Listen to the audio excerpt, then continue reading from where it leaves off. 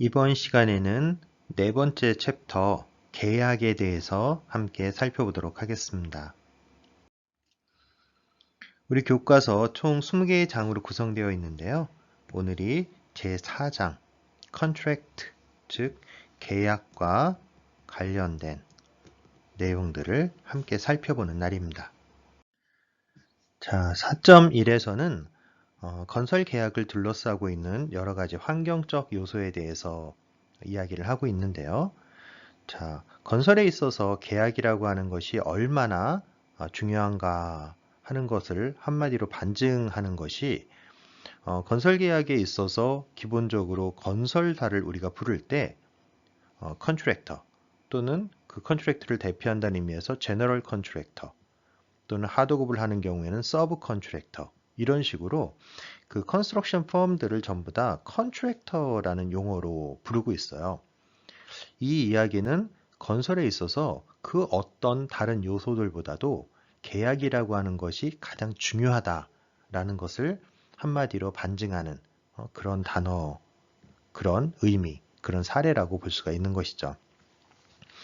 자, 이런 건설 계약을 둘러싸고 있는 환경 속에서 CMO, 자, CMO라고 하면 우리가 통상 CM 하면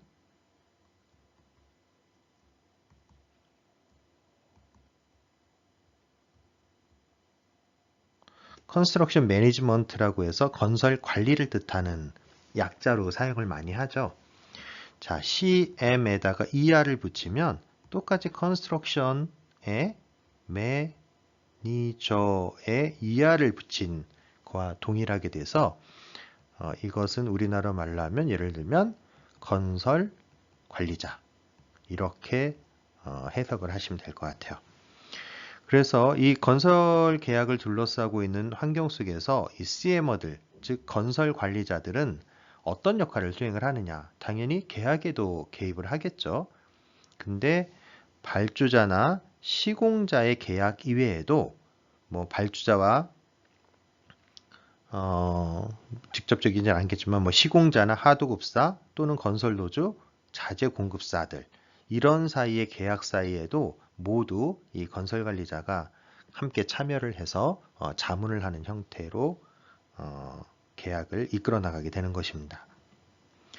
자, 또한 이런 건설 계약 환경에서 중요한 역할을 하는 사람들이 바로 보험사들인데요. 통상 이 보험사들은 여러 가지 그 보증금과 관련된 제도들을 운영을 하고 만약에 이 계약의 주체 중에 한 당사자가 문제를 발생시켜서 다른 당사자에게 손해를 발생시킨다 라고 하는 경우에 미리 만들어진 보증 체계를 가지고 이유 없이 그 당하게 된 그 손해에 대해서 보상을 해주는 뭐 이런 제도들을 운영하는 주체로서 보험사와 보증사가 계약에 함께 참여를 하게 되는 것이죠. 자, 계약을 아주 철저하게 준비를 해서 진행을 한다 하더라도 항상 그 분쟁의 소지가 있는데요. 만약에 이렇게 분쟁이 발생이 되면 기본적으로 법원의 판결 대상이 됩니다. 그래서 이 분쟁이 법원으로 이동을 해서 계약의 당사자가 누구인지 그리고 계약의 구체적인 사항들은 어떤 것인지 그리고 계약 속에서 어떤 합의 사항들이 있었는지를 따져서 그 손해에 대한 배상 부분을 책임을 지게 하는 형태로 판결을 받게 되는 것이죠. 4.2절에서는 건설을 구매하는 그 과정에 대해서 살펴보겠습니다. 자, 기본적으로 우리가 건설업과 달리 제조업에서는 제품 형태로 어떤 물건들을 팔고 있는데요. 이런 제조업의 특징을 좀 살펴보면 크게 두 가지로 이 특징을 대분할 수가 있습니다. 첫 번째 특징은 바로 완제품을 구입을 한다는 것이죠. 따라서 완제품을 구입하는 것이기 때문에 구입 전에 우리가 그 물건을 필요로 하는 요구사항을 이 제품이 충분히 충족하는지를 사전에 판단하는 것이 가능합니다. 반면에 건설 프로세스에서는 완제품을 구입하지 않죠. 사전에 계약서, 또는 뭐 도면 이런 거를 가지고 구입을 하기 때문에 이 시설물이 나중에 준공이 된 이후에 우리의 요구사항을 충분히 충족할 수 있는가 하는 것들을 현재로서는 판단하지 못하고 시설물이 준공된 이후 시점에나 판단이 가능하다라는 게 가장 큰 차이점이라고 볼 수 있겠습니다. 두 번째는 기본적으로 제조업의 제품들은 완제품으로 구입을 하기 때문에 단일 공급처로부터 내가 필요한 물건들을 구입하는 것이 가능하다라는 겁니다. 반면에 건설에서 어떤 액퀴지션, 획득을 한다라는 건 뭐 설계를 하는 곳 따로, 시공을 하는 곳 따로, 원자재를 공급하는 곳 따로, 뭐 자문을 해주는 곳 따로, 이런 여러 이해 당사자들이 개입이 되기 때문에 상대적으로 관리가 어려워진다라는 그런 단점을 가질 수가 있는 것이죠. 자, 이러한 두 부분이 제조업과 건설업을 좀 차이짓게 하는 중요한 특징이라고 볼 수가 있겠고요. 자, 건설업의 입장에서 조금 더 이 제조업과 유사하게 갈 수 있는 부분이 무엇인가라고 생각해 보면, 예를 들어서 소형주택 같은 경우에는 뭐 미리 만들어 놓고 판매를 할 수도 있겠지만 대부분의 우리 토목 프로젝트에서는 이러한 선제작 후 판매 방식이 거의 불가능합니다. 뭐 예를 들어서 어디에 도로를 미리 만들어 놓고 나중에 돈을 받을 수 없고, 뭐 교량을 미리 만들어 놓고 그걸 판매하는 방식으로 하기도 쉽지가 않은 것이죠. 따라서 기본적으로 건설업에서는 선판매 후 제작 방식을 따르게 되는 겁니다. 자, 그리고 아까 보면은 건설업 말고 제조업의 특징 중에 하나가 이 단일 공급처로부터 구입이 가능하다는 거고, 건설업은 다수의 공급처와 컨택을 해야 된다는 게 중요한 단점 또는 어려움이라고 얘기를 했었는데요. 건설업에서도 이 제조업과 마찬가지로 단일 접촉점을 요구하는 일들이 이제 많아졌다는 거죠. 왜냐하면 발주자가 건설에 대해서 잘 모르니까 여러 당사자들을 컨택하는 것들이 쉽지 않고, 그러다 보니까 한 사람한테 다 맡기고 그 사람에게 모든 책임과 권한을 줘서 내가 필요로 하는 시설물을 나는 그냥 납품만 받기를 바라는 거죠. 이러한 개념으로 가면서 주계약사라고 하는 개념이 생겼고, 이런 주계약서를 우리가 통상 뭐 컨트랙터 또는 늘려서 제너럴 컨트랙터라고 부르죠. 그래서 발주자는 이 주계약자랑만 계약을 하고, 나머지 필요한 계약들은 주계약자가 뭐 하도급자나 또는 자재 공급자들과 계약을 함으로써 내가 필요한 것들을 알아서 작업을 해주는, 책임을 지고 해주는 이런 체계를 원한다라는 겁니다. 그래서 이런 단일 접촉점이라고 하는 것이 핵심적인 키워드가 되었고, 그런 측면에서 원스톱 쇼핑이 가능한 체계들, 계약 체계들을 구현해내게 되었던 거죠. 그래서 통상 우리가 앞쪽에서 살펴봤던 건 디자인, 비드, 빌드 방식에서 DBB 방식이라고 얘기를 하는데요. 중간에 설계를 마치고 입찰 과정이 있는 거죠. 그래서 설계와 이 시공이라고 하는 것이 서로 이렇게 분리가 되어 있는 체계였는데, 이러지 않고 디자인 비드 방식의 컨트랙트를 하면 설계와 시공을 한 회사와 일괄적으로 계약을 하는 겁니다. 보통 우리 턴키 방식이라고 부르죠. 반면에 우리가 앞서 얘기했던 DBB 방식은 디자인과 빌드를 별도로 분리를 해서 진행을 하는 그런 계약 방식이기 때문에 최소 컨택 포인트가 2개 이상인 거죠. 하지만 디자인 비드 방식에서는 한 회사랑만 계약을 하면 되니까 원스톱 쇼핑이 가능해지는 겁니다. 또 하나는 컨스트럭션 매니지먼트 계약을 하는 겁니다. 그래서 건설 사업 관리 계약을 하고 발주자의 대리인으로서 CMO를 내세워서, 이 CMO가 뭐 건설의 전문가잖아요. 그러니까 알아서 설계도 컨택하고 시공도 컨택하고 자재도 컨택하고 해서 최종적으로 우리가 원하는 제품을 납품을 하는 뭐 이런 형태. 그래서 이런 디자인 비드나 컨스트럭션 매니지먼트 방식의 계약이 나왔다라는 건 기본적으로 발주자 입장에서 단일 접촉점, 즉 컨트랙터를 요구를 했고, 이런 걸 통해서 건설에 대해서 잘 모르더라도 원스톱 쇼핑이 가능하게끔 하는 체계를 구축하고자 이러한 두 가지의 계약 방식이 만들어졌다라고 이해를 할 수 있겠습니다.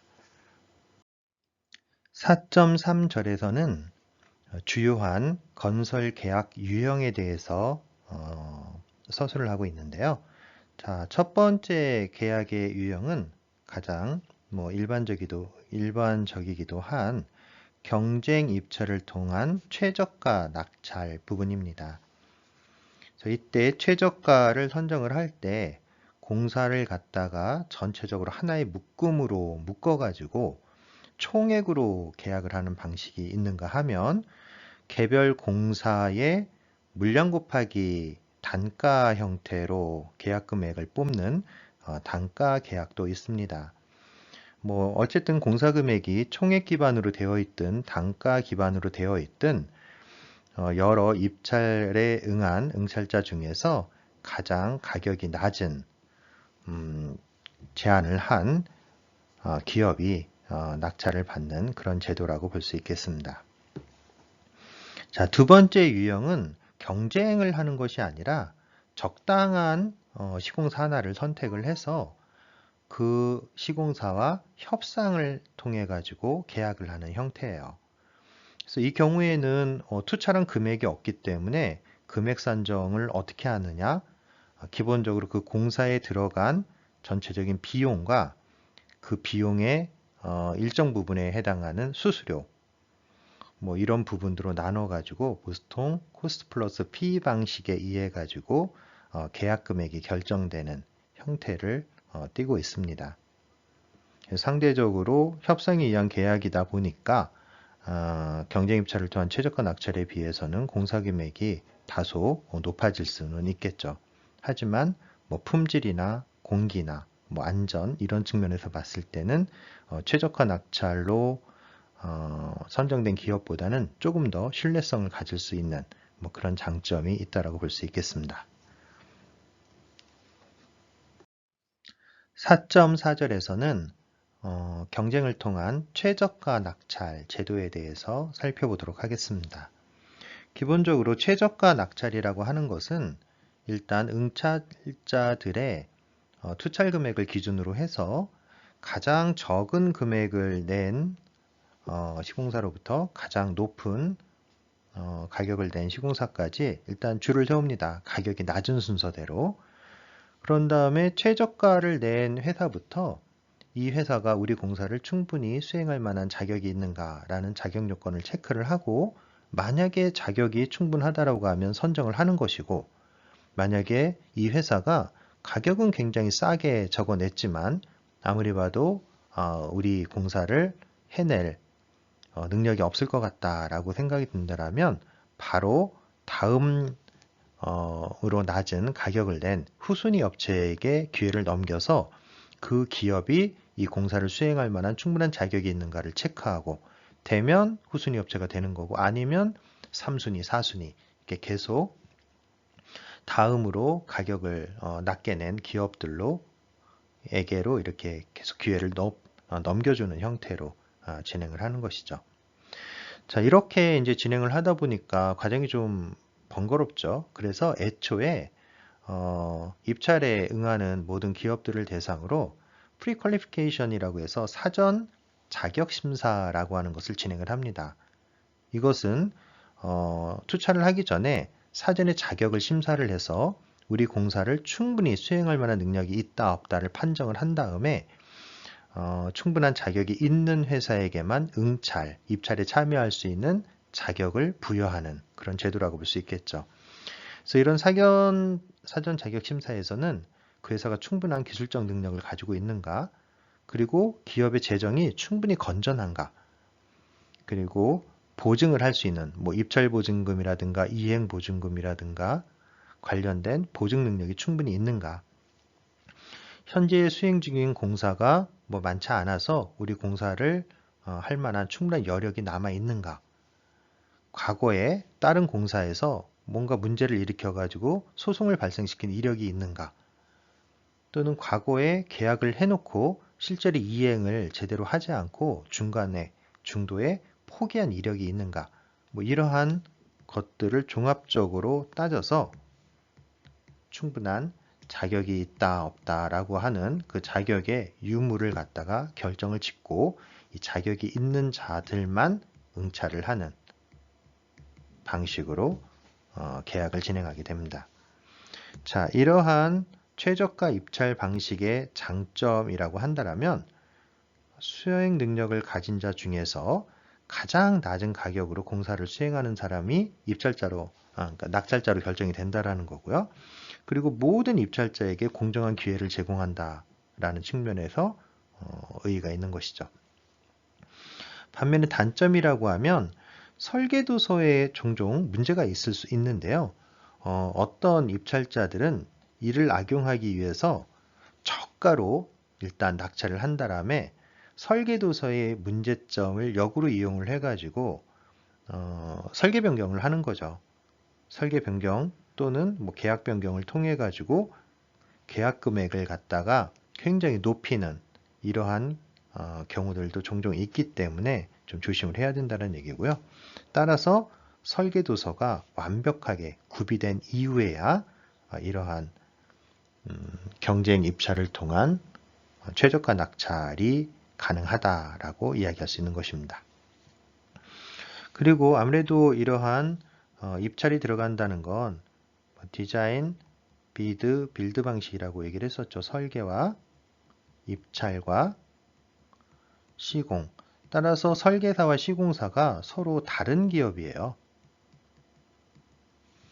이러다 보니까 시공에서 설계로의 피드백 기회가 단절이 되는 거죠. 즉, 설계에서 많은 노하우들이 쌓일 수 있는데 이 노하우가 설계 쪽으로 전달이 되는 과정을 원천적으로 막고 있다라는 게 가장 큰 단점이라고 또 볼 수 있을 겁니다. 또한 설계를 완료한 이후에나 시공이 가능하기 때문에 상대적으로 디자인 빌드 방식에 비해서 공기가 좀 늘어난다라는 그런 단점이 있을 수 있겠습니다. 자, 최저가 입찰을 진행한 경우 계약을 하는 방식에는 총액 계약과 단가 계약이라는 게 있을 수 있다라고 얘기를 했었죠. 그 중에서 4.5에서는 총액 계약을 하는 경우에 대해서 언급을 하고 있습니다. 기본적으로 총액 계약이라고 하는 것은 하나의 시설물을 완성하는 데 있어서 그 시설을 건설하는 모든 공정을 묶어가지고 하나의 덩어리로 계약을 하는 방식을 의미를 합니다. 이러한 총액 계약 방식의 장점으로는 개별 공정 단위의 실적이 아니라 전체 공사에 대한 진도를 바탕으로 어떤 기성을 지급을 할 수가 있기 때문에 상대적으로 진도 관리의 입장에서 굉장히 관리가 쉬워진다라는 장점이 있습니다. 그러니까 하나의 공사를 갖다가 개별 공정으로 다 나누어 가지고 A라는 공정은 몇 퍼센트, B라는 공정은 몇 퍼센트 진도가 진행됐지, 그러니까 여기에 얼마 정도 진행이 됐으니까 기성이 얼마지, 뭐 이런 식으로 개별 단위로 개별 공정 단위로 관리를 하면 굉장히 관리가 좀 복잡해지겠지만 상대적으로 전체 공사의 몇 퍼센트가 완공이 됐지, 그러면 거기에 해당하는 기성은 어느 정도니까 그만큼을 지급을 하면 되겠다라는 측면에서 봤을 때는 굉장히 관리 공수가 줄어든다라는 장점이 있을 수 있다라는 거예요.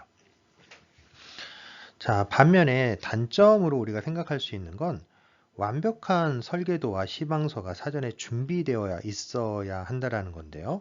왜냐하면 기본적으로 이 공사가 총액으로 결정이 되기 때문에 그 안에서 뭐 공사 물량이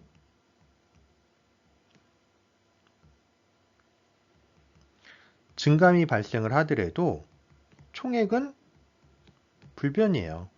왜냐하면 계약을 전체 공사에 얼마 이렇게 지정을 했기 때문에, 즉 물량 얼마기 때문에 얼마 계약 금액이 나온 것이 아니라 이 공사를 통틀어서 얼마의 공사를 해드리겠습니다 라고 얘기를 했기 때문에 기본적으로 설계도와 시방소가 완벽하지 않다라면 물량이 흔들려 버리고 물량이 흔들려져 버리면은 공사에 들어가는 실제 비용이 상당히 달라질 수가 있다라는 거죠. 만약에 향후에 설계도와 시방서가 좀 잘못됐다라는 걸 알았어도 공사의 특성상 유연성이 부족을 하기 때문에, 왜냐하면 총액 단위로 계약을 했기 때문에 상대적으로 설계 변경에 따른 계약 변경에 대처하기가 굉장히 어려워집니다. 아까도 말씀드렸다시피 특정 공정의 공사량이 증가하는 경우 거기에 맞춰서 전체적으로 공사의 금액을 얼마나 높일까 낮출까 하는 거에 대한 관리가 쉽지가 않다라는 거죠. 왜냐하면 애초에 공사 전체를 하나의 단위로 묶어가지고 금액을 산정을 하고 거기에 따라 계약을 진행했기 때문에 이러한 단점이 발생할 수밖에 없는 구조라고 볼 수 있겠습니다. 자, 반면에 Unit Price Contract라고 하는 건 우리가 단가 계약이라고 얘기를 할 수가 있겠는데요. 앞쪽에서 얘기한 총액 계약의 단점 부분을 일정 부분 커버를 해줄 수 있는 계약 방식이라고 볼 수 있겠습니다. 상대적으로 단가 계약은 총액 계약에 비해서 물량 변경에 대한 유연성을 좀 높게 가지고 있다라는 장점이 있죠. 왜냐하면 단가 계약 자체가 이 단가를 산정을 할 때, 총액 그 계약 금액을 산정을 할 때 이 단가에다가 물량을 곱하는 형태로 해서 계약 금액을 결정하고 있기 때문이죠. 그래서 이 입찰에 참여하고 있는 응찰자들이 제안서상에서 제시하는 금액은 물량이 아니라 이 단가를 제시를 하는 거예요.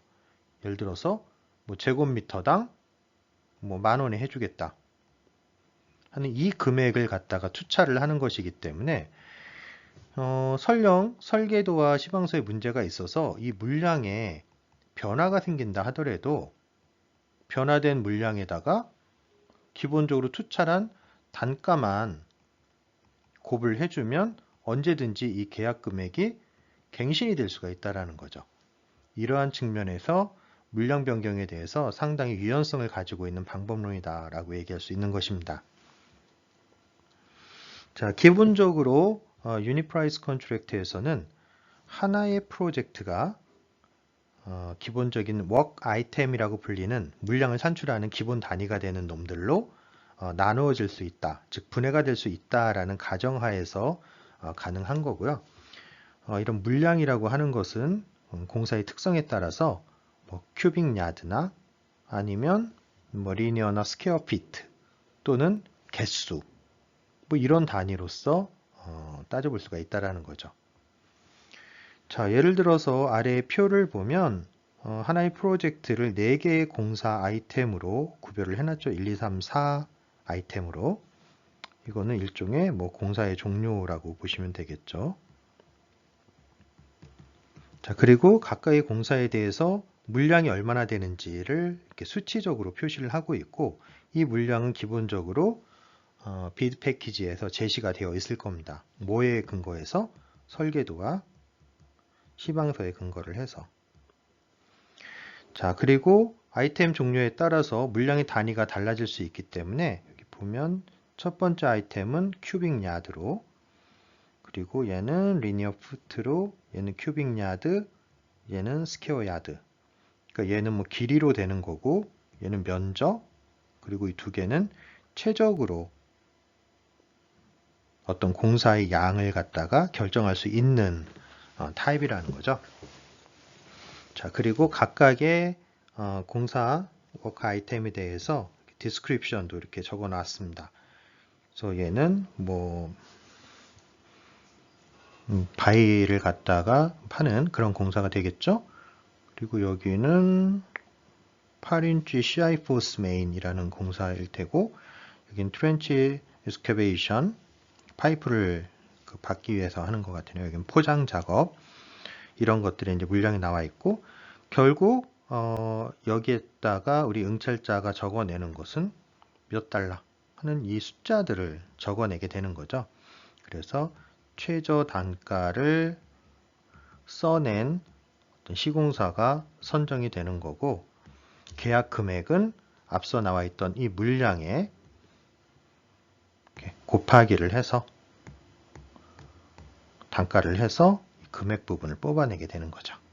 그러면 그 금액이 전체 공사에 대한 계약 금액으로서 활용이 되는 것입니다. 이러한 방식이 바로 단가를 가지고 계약을 하는 단가 방식의 계약 방식이 되는 거죠. 자, 기본적으로 단가 계약에서는 규모의 경제 개념이 적용이 될 수가 있는데요.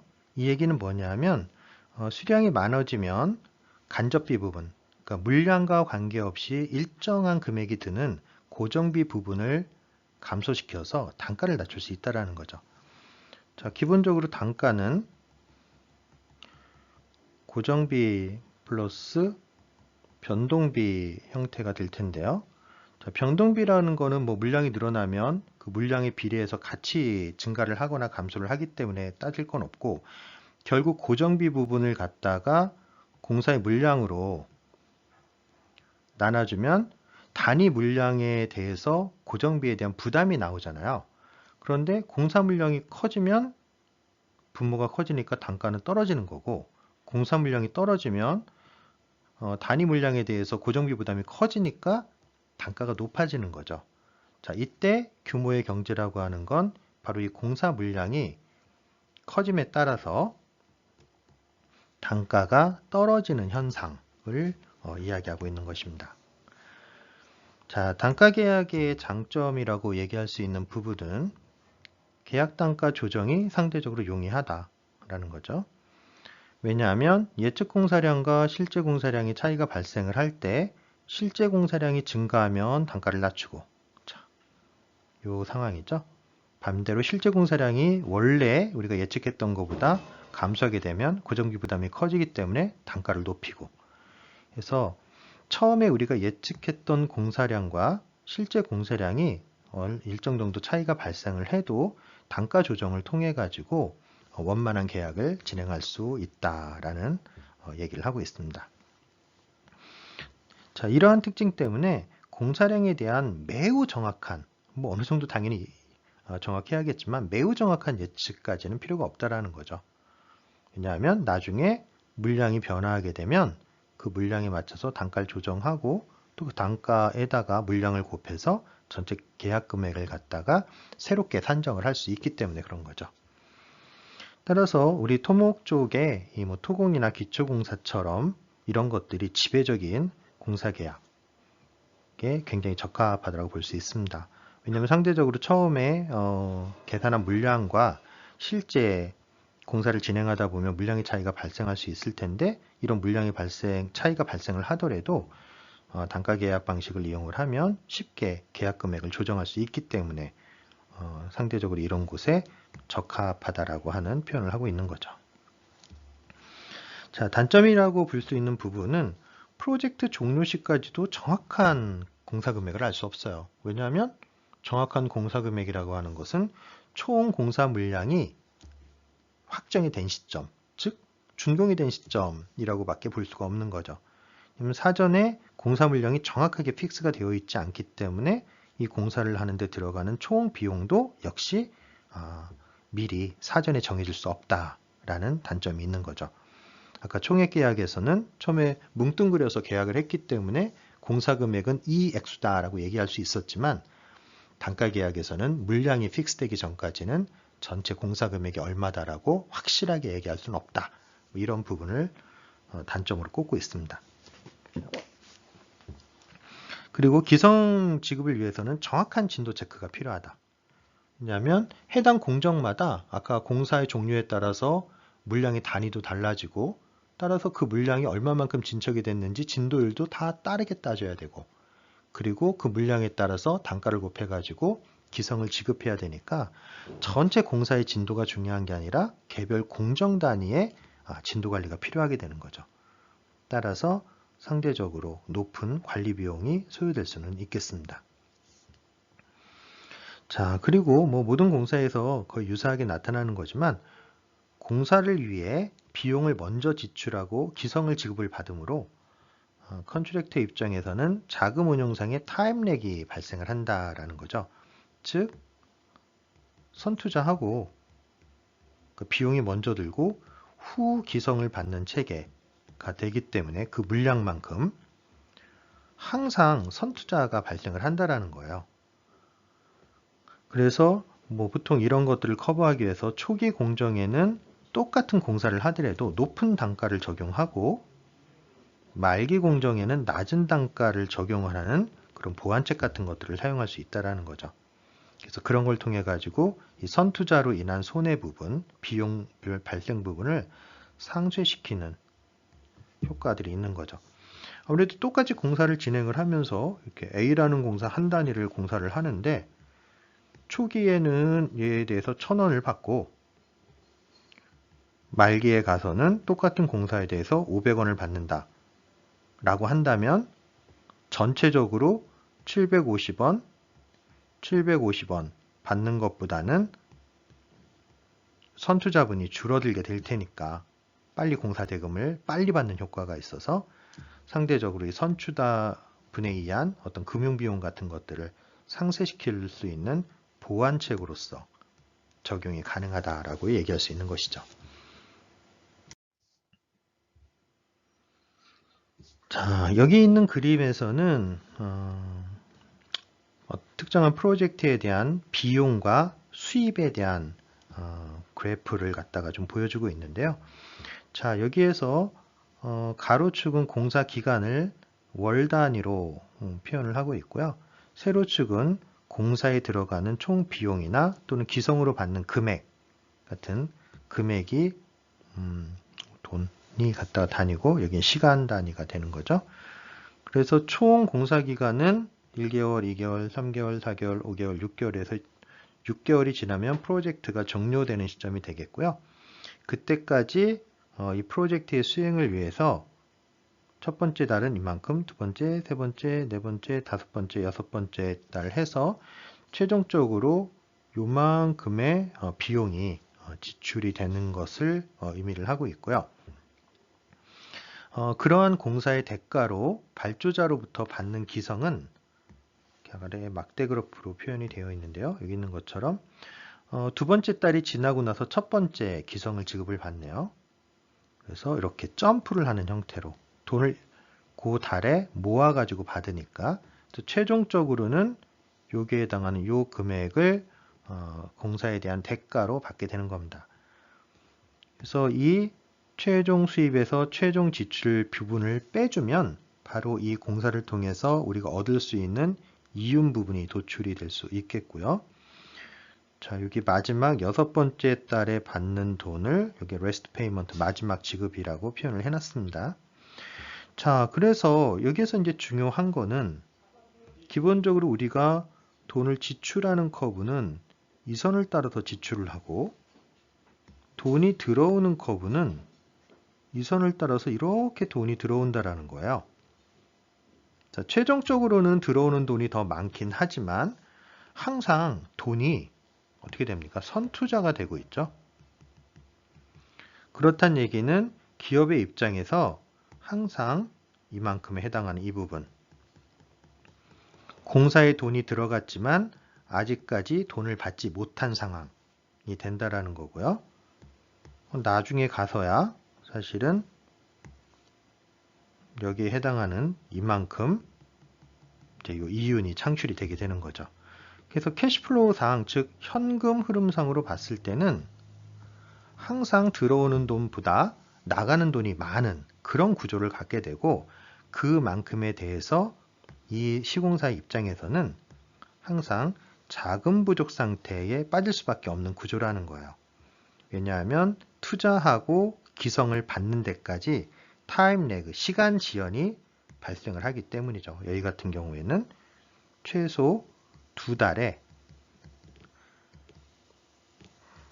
타임 레그, 시간 지연이 발생을 하기 때문에 이런 부분들, 시공사 입장에서는 항상 현금 흐름상에 마이너스가 발생하는 일들이 초래될 수밖에 없는 그런 계약 구조라는 겁니다.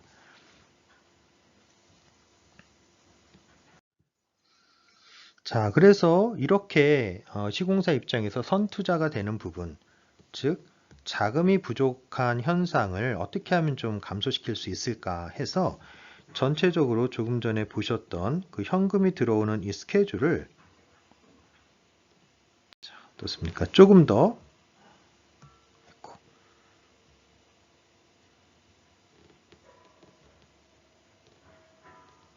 이렇게 조금 더 앞쪽으로 이렇게 당겨 버린 겁니다. 그랬더니 원래는 아까 이 커브가 어떻게 되어 있었냐면 적어도 뭐 이런 식이었죠. 근데 그 커브를 갖다가 뭐 한 달 정도를 앞으로 당겼다라고 볼 수 있는 겁니다. 자, 이렇게 당기고 났더니 결과적으로 어떤 일이 벌어졌냐면 자금이 부족한 부분이 뭐 여기에선 이 부분이죠. 이 부분 이렇게 감소를 했다는 거예요. 그리고 오히려 투자한 돈보다 더 많이 기성을 받게 된 경우도 이렇게 종종 발생을 했다라는 겁니다. 최종적으로 봤을 때는 요만큼도 역시 돈을 더 많이 받고, 그래서 현금 부족이 일어나는 상황이 상대적으로 굉장히 이렇게 이런 부분으로 제한되게 감소했다라는 거. 근데 왜 이런 일이 벌어졌냐면 자금 부족이 일어나는 현상을 사전에 좀 감소시키기 위해서 기성을 지급하는 시기를 앞당겼기 때문인 거죠. 앞에 표현으로 본다 그러면 바로 공사를 하고 대금이 지급될 때까지의 타임 레그를 갖다가 감소시키니까 상대적으로 자금 부족분이 상대적으로 줄어들 수 있었다라는 거예요. 그래서 이런 걸 통해 가지고 전체적인 공사의 금융 비용을 좀 감소시키는 이런 효과를 얻을 수 있다라고 볼 수 있겠습니다. 자, 이번 그림에서는 동원 지불이라고 하는 개념을 보여주고 있는데요. 조금 전에 보셨던 것보다 이 현금이 들어오는, 기성이 들어오는 시기가 훨씬 더 앞으로 당겨져 있어요. 그러니까 공사가 진행이 되기도 전에 여기 보면 공사는 0밖에 안 진행이 됐는데 보시는 바와 같이 이만큼 자금을 미리 선지급을 했다는 얘기예요. 그러다 보니까 이만큼의 어떤 갭이 생기는데 바로 그 부분을 동원 지불, 모빌라이제이션 페이먼트라고 얘기를 합니다. 이 동원 지불이라고 하는 개념은 일반적으로 우리가 공사를 진행을 하다 보면 이 발주자가 훨씬 더 재정적으로 안정되어 있는 경우가 훨씬 많기 때문에 상대적으로 시공사가 은행에서 돈을 빌리는 것보다 더 낮은 금리로 돈을 빌릴 수가 있습니다. 따라서 시공사가 돈을 빌리는 것보다는 발주자의 신용을 이용을 해가지고 돈을 차입한 다음에 이 돈을 시공자에게 제공을 하는 것이 전체적으로 어떤 효과가 있냐면 금융비용을 쉽게 말하면 이자죠. 이자를 갖다가 감소시키는 효과가 있을 수 있다는 거예요. 결국 이것은 궁극적으로 공사비를 갖다가 감소시키는 그런 효과로서 나타나게 되는 거죠.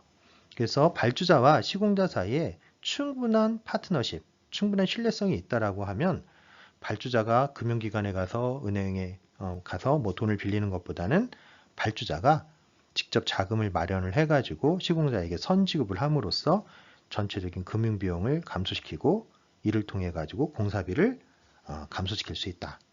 이러한 수단을 우리가 동원 지불이라고 부른다. 라고 이해를 할 수 있겠습니다. 그래서 이렇게 이 비용 부분과 이거 비용이 아니네 수입 부분과 비용 부분을 비교를 해보면 이 그림에서는 항상 이 비용이 내가 들어간 비용보다 수입이 더 높은 경우가 거의 대부분이고요. 그리고 현금이 부족한 케이스는 실제적으로 이 부분, 이 부분, 이 부분. 상대적으로 전체 기간 중에 아주 짧은 기간에서만 현금 부족이 발생을 한다는 거죠. 따라서 현금 부족이 감소하고 금융비용을 감소시키고 따라서 전체적인 공사비를 감소시킬 수 있다. 얼마만큼?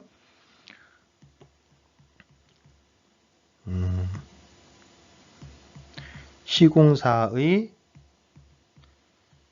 금융비용. 만약에 시공사가 대출을 받았을 때 금융비용에서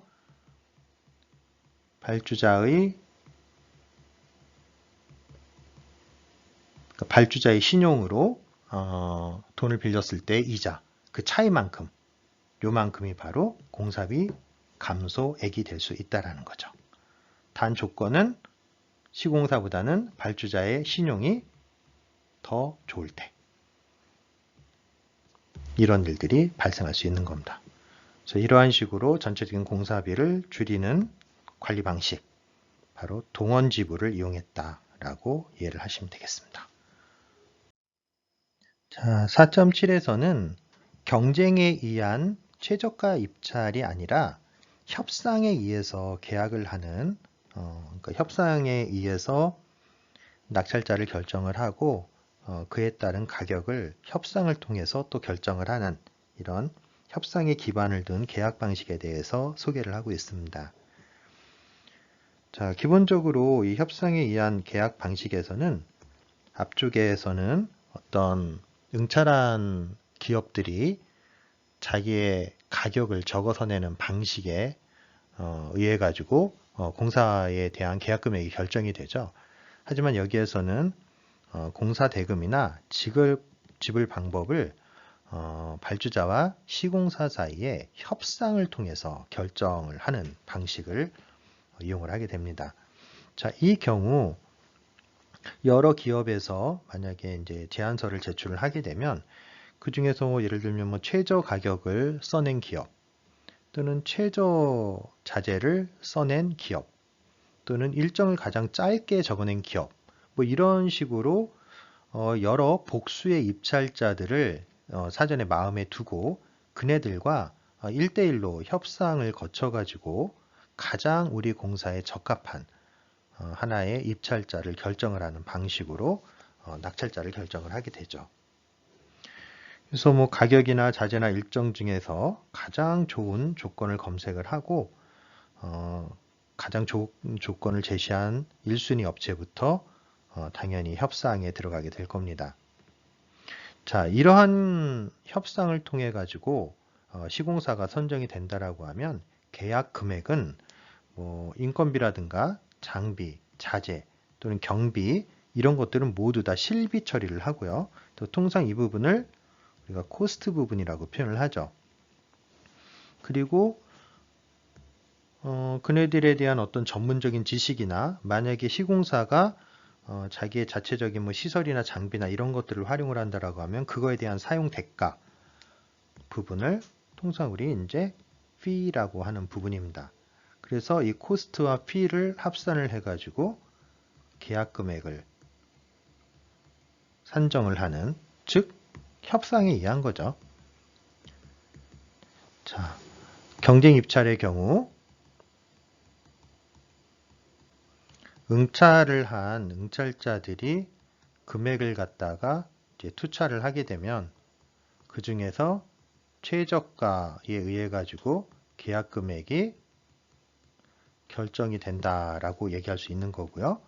반면에 협상에 의한 방식에서는 이렇게 코스트와 fee를 뽑아 가지고 적정한 계약 금액을 협상 과정을 통해서 뽑아낸다. 뭐 이런 차이점이 있다라고 볼 수 있겠습니다.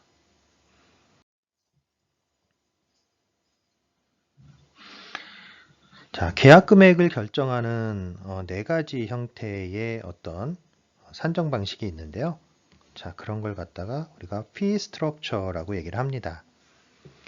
첫 번째 방식에서는 cost 플러스 percent of cost니까 공사비에 대해서 코스트 부분에 일정 비율만큼, 일정 퍼센티지만큼을 fee로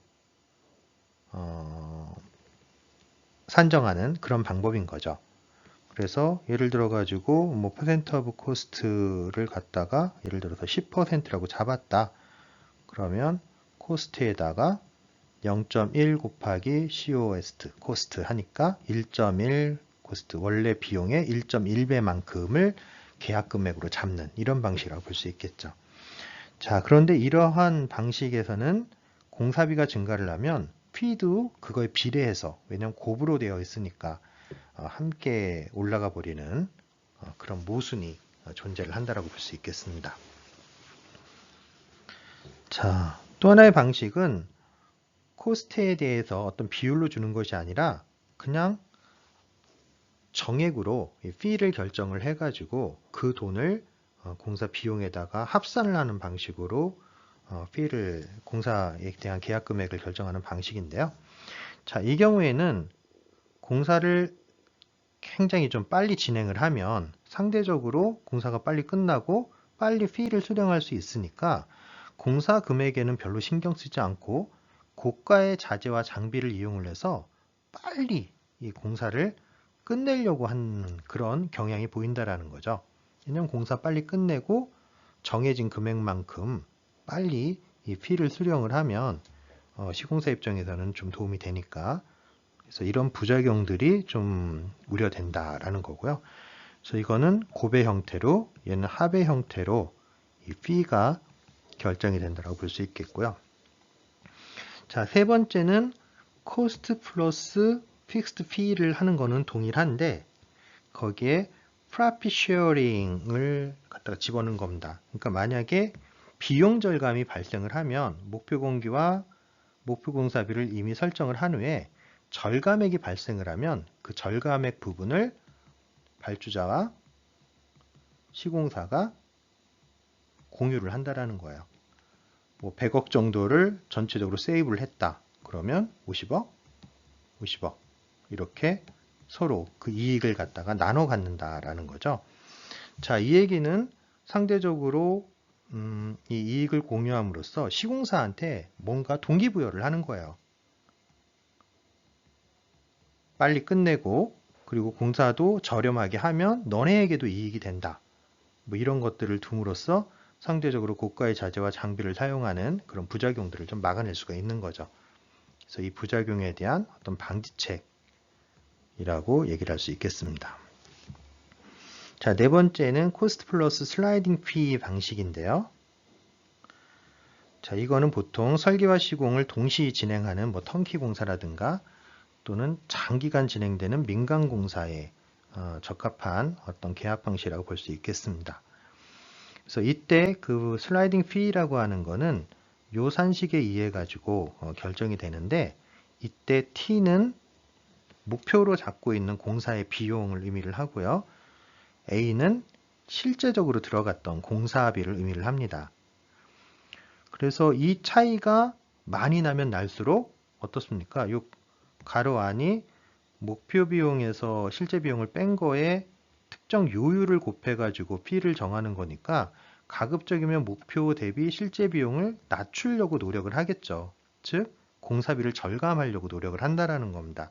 왜냐하면 공사비를 줄인 만큼 더 많은 P를 우리가 받을 수가 있으니까.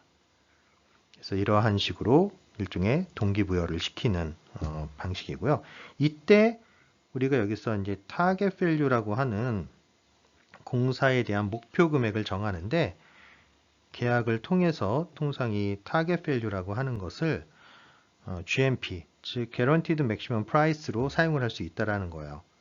우리나라 말로 번역을 하면 뭐 최대 공사비 상한 보증이라고 할 수 있는데, 시공사 입장에서 자, 우리가 어떻게든 공사 금액을 GMP 아래로 맞추겠다. 이게 넘어가는 부분에 대해서는 우리가 부담을 하겠다라고 공사비의 상한액을 정해 놓는 거죠.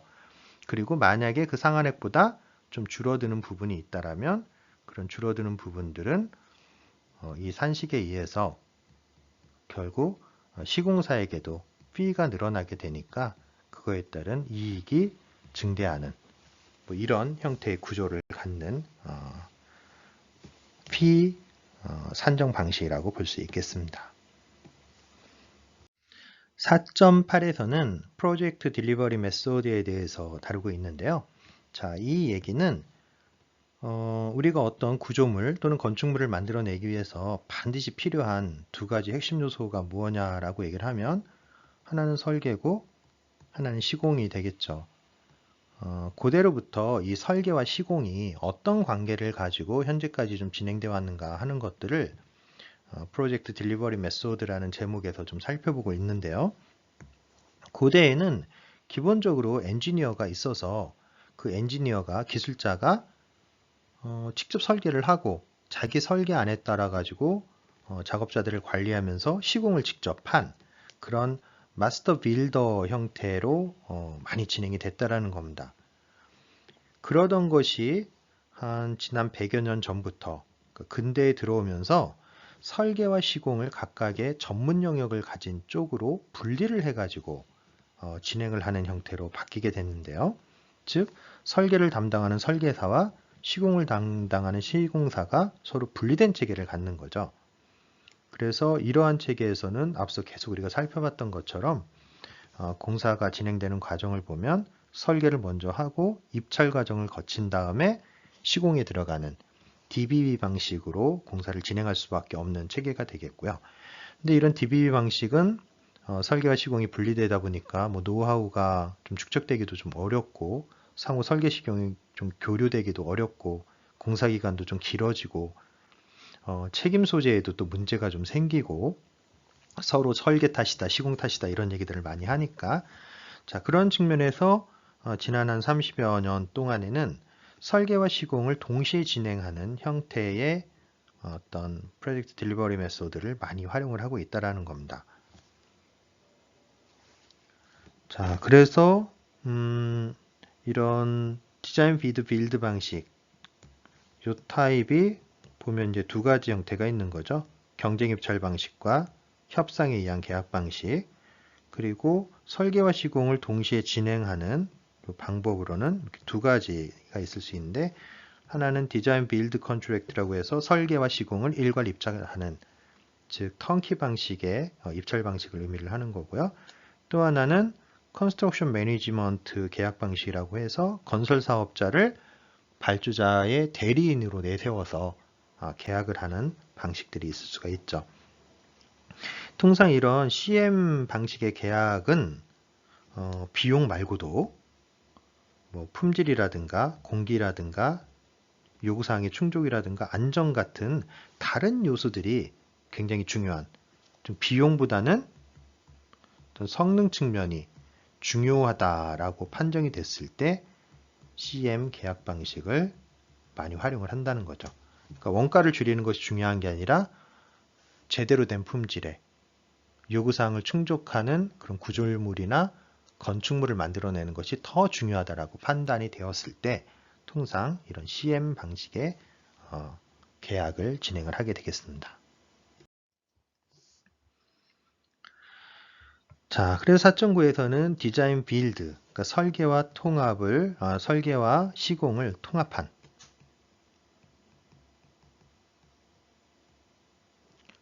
계약 방식에 대해서 소개를 하고 있는데요. 자, 기본적으로 설계 시공 통합 계약 방식에서 가장 중요한 의의를 갖는 건 발주자 입장에서 단일 접촉점을 갖는다라는 거예요. 자, 건설의 특성상 앞서도 말씀드렸지만 아주 여러 설계사와 아주 여러 시공사와 여러 자재 공급자와 컨택을 해야지만 어떤 내가 원하는 구조물이나 건축물을 만들어낼 수가 있죠. 근데 발주자가 능력이 충분하지 않다라면 이 사람들, 이 수많은 이해 당사자들, 참여자들을 다루는 게 너무 쉽지 않다라는 거예요. 그래서 이런 경우에 나는 한 사람이랑만 얘기를 하겠다라고 하면 이제 그 사람이 메인 컨트랙터가 되는 건데 바로 이런 단일 접촉점을 만들기 위해서 가장 적합한 계약 방식이 설계 시공 통합 계약 방식이라는 거예요. 자, DBB에 비해서 이건 DB라고 얘기를 하는데 DB 방식은 1970년대에 복잡한 산업건설 프로젝트에 그러니까 비용보다는 구조물의 어떤 퍼포먼스가 더 중요한 그런 공사들에서부터 활용되기 시작을 했다라는 거예요. 그리고 단일 접촉점으로 되다 보니까 설계자랑 시공자가 서로 남 탓을 했었는데 그 사이에 분쟁이 완전히 제거될 수밖에 없죠.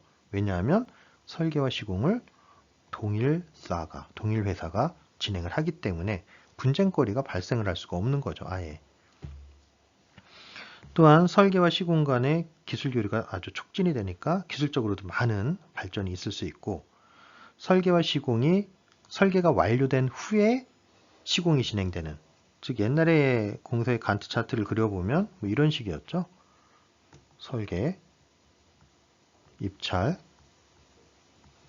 시공 뭐 이런 차트가 됐다라고 하면 DB 방식에서는 설계와 시공이 동시에 진행이 되는 이런 패스트 트랙 형태의 공사 진행이 가능하다라는 거죠. 그래서 전체적으로 공사 기간을 이만큼에서 이만큼으로 공기 단축이 가능해지는 거죠. 왜냐하면 설계와 시공을 한 회사가 책임을 지고 진행을 하기 때문에 이런 것들이 가능해지는 겁니다. 바로 이런 걸 패스트 트랙 또는 페이스드 컨스트럭션이라고 불러서 설계와 시공이 동시에 진행이 되는 상황을 장점으로 갖고 있는 것입니다. 또한 이런 설계 시공 통합 계약 방식의 별명으로 턴키라는 표현을 많이 쓰죠. 자, 이 턴키의 의미는 발주자는 아무런 신경을 쓰지 않고 단지 공사가 끝나고 나면 완공이 되고 나면 그냥 열쇠만 가지고 돌리고 들어가면 내가 원하는 것이 만들어져 있다는 얘기예요. 말 그대로 제조업에서 완제품을 하나 구입하듯이 특별한 신경 쓸 필요 없이 이 단일 접촉점과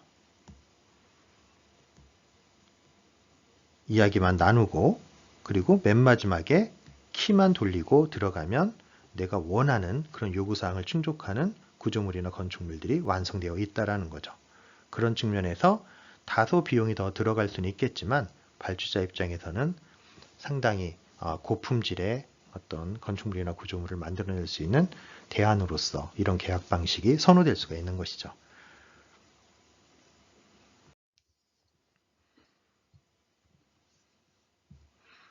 자, 통상 이런 디자인 빌드, 즉 턴키 방식으로 계약이 진행되는 경우에는 이 턴키 팀이 컨소시엄으로 구성이 되는 게 일반적입니다. 물론 컨소시엄을 이끄는 대표 기업이 있을 테고요. 가장 지분이 높은 기업이, 그리고 그 기업이 메인 컨트랙터로 참여를 할 겁니다. 그런데 그 안을 뜯어보면 뭐 설계팀과 뭐 시공팀을 가지고 있는 회사들이 연합을 해가지고 하나의 연합팀, 즉 컨소시엄을 구성을 해가지고 사업에 참여를 하는 것이 일반적입니다.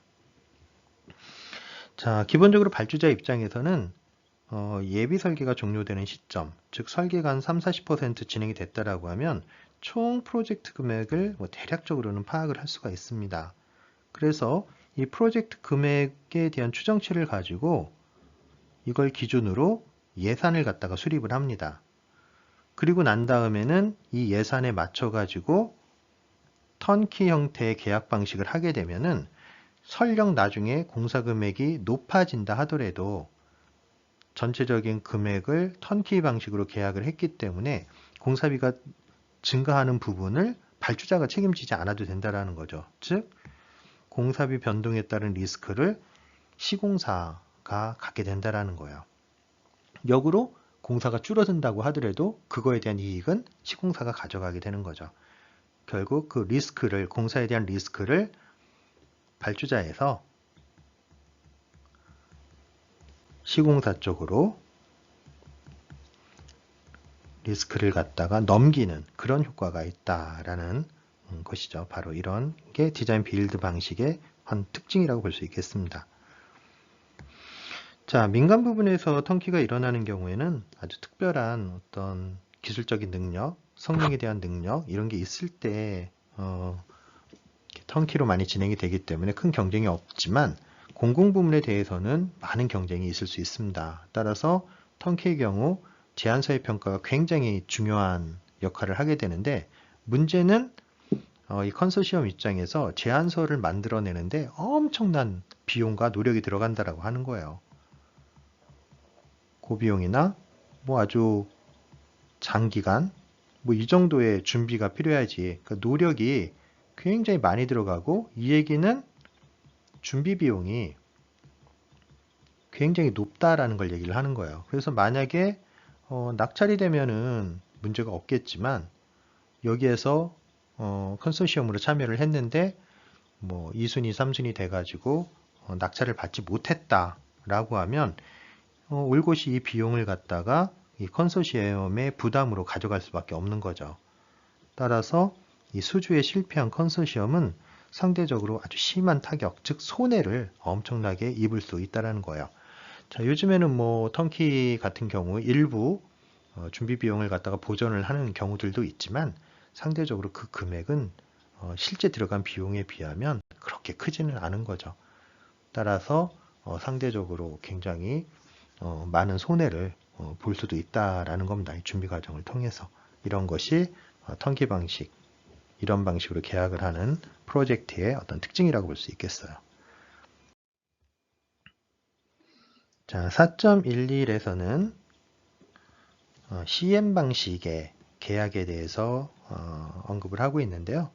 기본적으로 CM 방식의 계약에서는 CM사, 즉 건설 관리를 담당하고 있는 회사가 전체 공사를 조정하거나 통제를 합니다. 보시면 최상위 레벨에 여기 발주자가 있지만 발주자는 말 그대로 주인이고요. 그 주인을 대리하는 대리인으로서의 CM어가 존재를 하는 겁니다. 그래서 실질적으로 이 공사를 갖다가 리딩을 하는 건 다 이 CM어가 진행을 하는 거죠. 그리고 발주자는 싱글 컨택 포인트로 CM어만 가지고 요 사이에서만 의사소통을 하는 거예요. 나머지는 다 알아서 해주는 거죠. CM어가. 따라서 CM어는 뭐 아키텍트나 아니면 엔지니어, 건축가나 뭐 기술자들 컨택하고요. 그리고 여러 서브 컨트랙터들, 하도급자들도 두고 관리를 해야 되겠고, 그리고 자재 공급자들,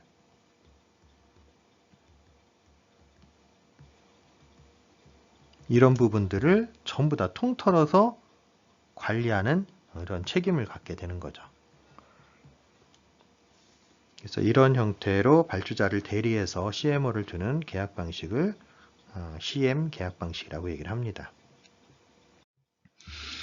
그런데 이런 CM 계약 방식에는 크게 두 가지 타입의 계약 방식이 있어요.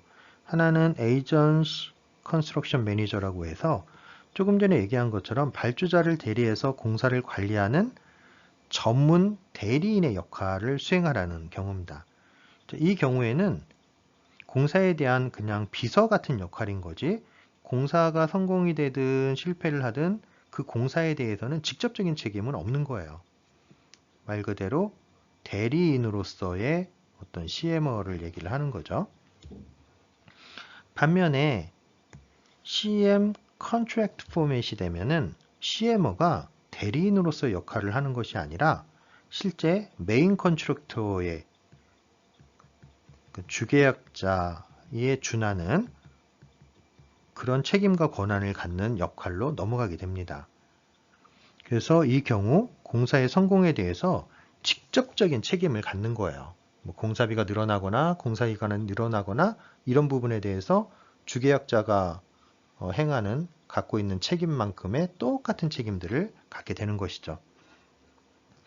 그래서 밑에도 나와 있지만 CM and 리스크 계약에서는 기본적으로 프라임 컨트랙터, 이 주계약자와 동일한 책임을 갖는 그런 계약 방식이라고 볼 수 있겠습니다. 그래서 이 경우 발주자는 오로지 여기 있는 CM at 리스크 방식의 이 경우죠. 오로지 이 사이에서만 관계가 있고 여기가 마치 시공사 또는 뭐 설계사 이런 역할들을 다 진행을 하면서 모든 공사에 대한 책임들을 갖게 되는 거죠.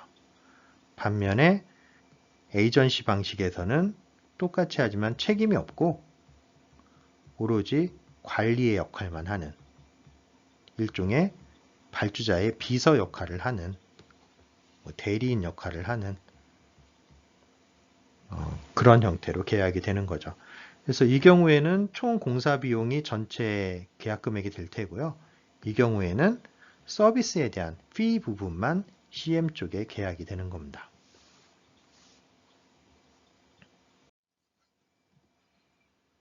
자, 테이블 4.1에서는 여러 가지 그 프로젝트 딜리버리 방법에 따른 장단점 같은 것들을 좀 보여주고 있는데요.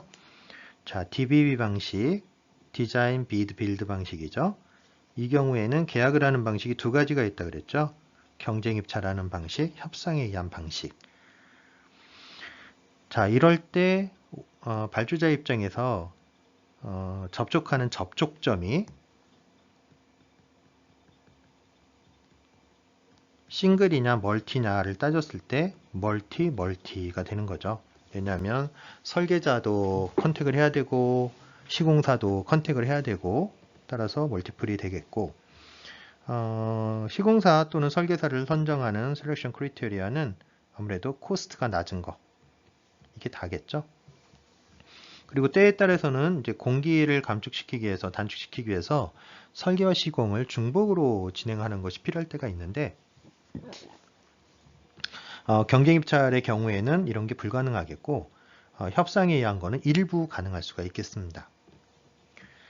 자, 디자인 빌드, 그러니까 설계랑 시공을 일괄로 계약하는 방식에서는 DB 방식으로 계약을 하는 한 가지 방식이 있겠고요. 이 경우에는 싱글 접촉점이죠. 단일 접촉점을 유지를 한다는 게 장점이 될 수 있겠고, 이 경우에 선정을 하는 기준은 기본적으로 로우 코스트가 될 수도 있겠고, 아니면 기술 능력이 뛰어난 뭐 그런 것들을 기본으로 깔고 그 중에서 가장 가격이 낮은 그런 시공사를 또는 설계사를, 컨소시엄을 선정하는 방식을 이용하게 될 겁니다. 당연히 디자인하고 빌드를 한 회사가 동시에 진행을 하니까 설계와 시공이 기간이 중복이 되는 것도 가능하다라고 볼 수 있겠습니다. 자, CM 방식의 계약에는 두 가지 형태가 있다 그랬죠. 하나는 대리인 역할을 하는 거, 하나는 시공사 역할을 하는 거, 시공사라기보다는 주계약자 역할을 하는 것. 자, 이 경우에 따라서 컨택 포인트라고 하는 거는 기본적으로 오너와 CM 사이에 관계가 있겠고, 물론 CM을 대리인으로 두지만 때에 따라서는 뭐 설계나 시공 또는 벤더들까지도 컨택을 좀 해야 됩니다. 하지만 주계약자에게 모든 책임이 넘어가 버리면 기본적으로 CM하고만 이야기를 하면 되는 거죠. 그래서 단일 접촉점이 이루어진다라고 볼 수 있겠습니다. 자, 그리고 이때 역시 CM 방식에서 낙찰자를 결정하는 방식은 아무래도 이쪽에는 가격보다는 상대적으로 얼마만큼 우수한 기술 능력을 가지고 있느냐 하는 기술 능력이 더 중요한 요인으로 선정이 될 수 있겠고요. 설계와 시공이 중복이 될 수 있다는 건 당연히 CMO의 관리 아래 모든 시공사와 설계사가 같이 움직여주기 때문에 가능하다고 볼 수 있겠습니다. 이런 프로젝트 진행 방식에 따라 가지고 다른 특성들을 갖는다, 이렇게 볼 수가 있겠습니다.